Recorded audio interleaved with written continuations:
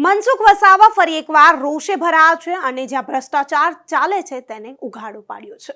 મનસુખ વસાવાએ પોતાના જ તંત્રમાં ચાલતા ભ્રષ્ટાચારને ફરી એકવાર ઉઘાડો પાડ્યો। તેમણે ટ્વીટ કરી આ માહિતી આપી છે।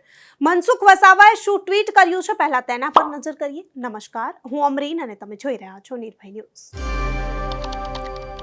તો મનસુખ વસાવા ટ્વીટ કરતા લખી રહ્યા છે, છેલ્લા એક સપ્તાહથી મને ટેલિફોનિક માધ્યમથી એએસઆઈ હોસ્પિટલ અંકલેશ્વરની ભરતી પ્રક્રિયામાં ગેરરીતિની માહિતી મળતી હતી, જે સંદર્ભે ગઈકાલે અંકલેશ્વરની રૂબરૂ મુલાકાત દરમિયાન ખૂબ જ ચોંકાવનારી હકીકતો બહાર આવી છે।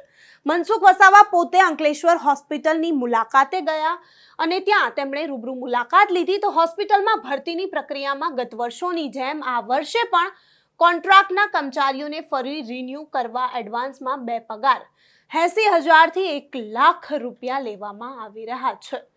કેટલાક નવા ઉમેદવાર ફ્રેશર છે, તેમની પાસે તો 3 અને 4 પગાર એડવાન્સ પેટે લેવામાં આવે છે। પાછલા વર્ષોમાં પણ જે તે કંપનીઓએ પૈસા લઈને ભરતી કરી હતી। ભરતી પ્રક્રિયામાં ખરેખર હોસ્પિટલમાં જ ભરતી કરવી જોઈએ અથવા તો અન્ય કોઈ પણ સ્થળે ભરતી કરવી જોઈએ, પરંતુ આ નવી એજન્સી દ્વારા સીધા અમદાવાદ તેમની હેડ ઓફિસે ઉમેદવારોને બોલાવ્યા હતા। ઉમેદવારોને ત્યાં મોબાઈલ પણ બહાર મુકાવી ફક્ત એકલાએ ઓફિસમાં જવાનું, ફોર્મ ભરીને ડોક્યુમેન્ટ સાથે રૂપિયા હાથોહાથ ઓફિસમાં બેઠેલા કંપનીના માણસોને આપવાનું જણાવવામાં આવે છે।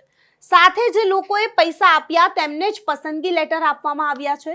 જે લોકો પૈસા આપે તેમને જ લેટર આપવાનો તેઓ પણ અહીં મનસુખ વસાવા પોતે મોટો આક્ષેપ કરી રહ્યા છે અંકલેશ્વરની એએસઆઈ હોસ્પિટલ પર।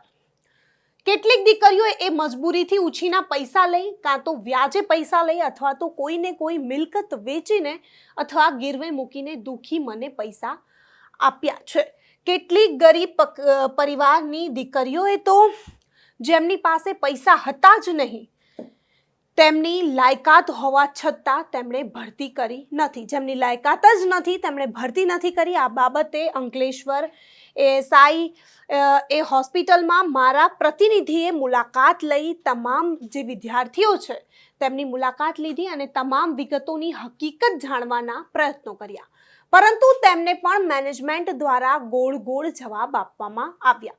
ભણેલા ગણેલા શિક્ષિત અને લાયકાત ધરાવનારનું આ રીતે આર્થિક શોષણ કરવામાં આવે તે બિલકુલ યોગ્ય નથી।